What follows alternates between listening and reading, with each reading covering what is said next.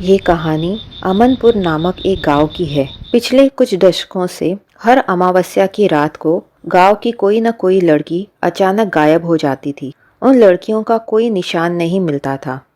गांव वालों का मानना था कि यह सब काला जादू है और एक चुड़ैल की आत्मा लड़कियों को खींचकर ले जाती थी।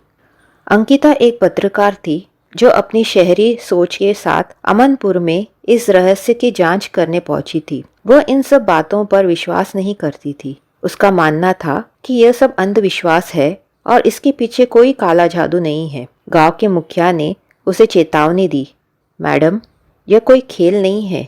जिस जगह का नाम लोग लेना नहीं चाहते, आप वहीं जाना चाहते हो। वहां से आज तक कोई लौट कर नहीं आया है। आप वहां मत जाइए।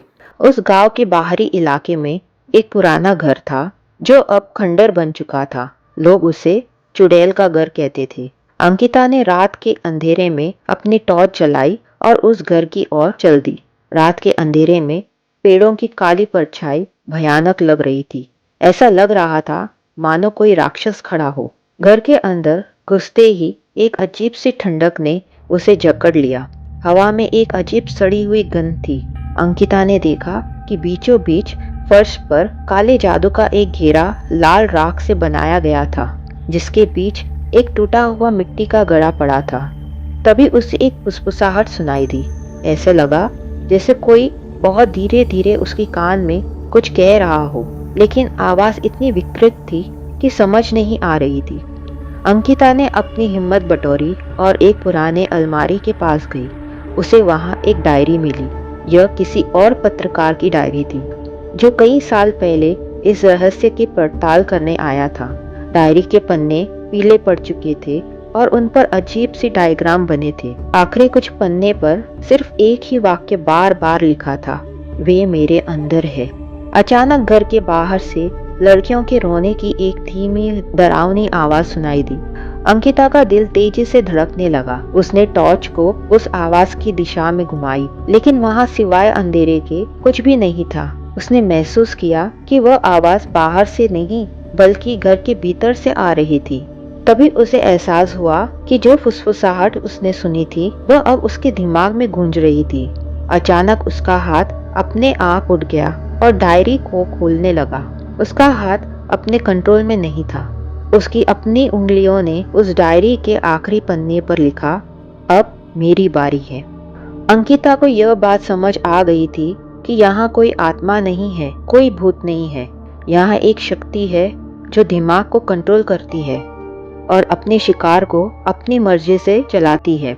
वह चीखना चाहती थी, भागना चाहती थी, पर उसका शरीर उसकी मर्जी से नहीं चल रही थी और वह बस अपनी ही आंखों से अपने शरीर को कंट्रोल होते हुए देख रही थी। उसे पता चल गया था कि अमनपुर की गायब होने वाली लड़कियों का क्या हुआ होगा।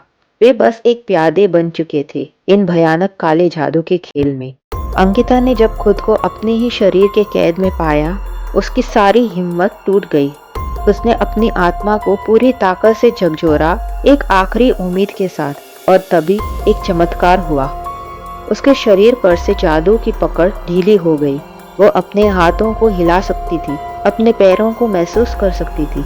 एक पल की भी देर न करते वह उस घर से बाहर भागी। पीछे मुड़कर देखे बिना वह गांव की तरफ भागी, अपने आत्मा की आखिरी शक्ति लगाकर भागी। उसे लगा कि वह आजाद हो चुकी है और उसने उस शापित शक्ति को हरा दिया है। गांव के करीब पहुंचते ही उसे गांव वालों की चीख सुनाई दी। उसे लगा कि वह जादू अब गांव वालों पर हमला कर रही है। जब वह गांव के मुख्य चौक पर पहुंची तो उसने देखा कि सब लोग उससे दूर भाग रहे हैं। उनकी आंखों में भयानक डर था। अंकिता ने अपनी परछाई को देखा, लेकिन कुछ समझ नहीं आया। तभी बारिश की कुछ बूंदें पड़ी और जमीन पर एक छोटा सा तालाब बन गया। अंकिता ने उस तालाब में अपनी चेहरा देखा। उसने देखा कि उसके चेहरे पर भयानक विकृत मुस्कान थी। उसकी आंखों में अंधेरी की गहराई थी। उसके हाथ मुड़े हुए थे और उसकी उंगलियां लंबे और नुकीले बन चुके थे। उसे एहसास हुआ कि वह तो खुद ही उस चुड़ैल में बदल गई है जिसे वह ढूंढ रही थी। गांव वाले अंकिता से डर कर भाग रहे थे क्योंकि वो चुड़ैल बन गई थी। वह चिल्लाकर कुछ बोलना चाह रही थी, पर उसके मुंह से कोई आवाज नहीं निकली। बस एक भयानक राक्षसी हंसी गूंजी जो अमनपुर के पूरे गांव में गूंजने लगी।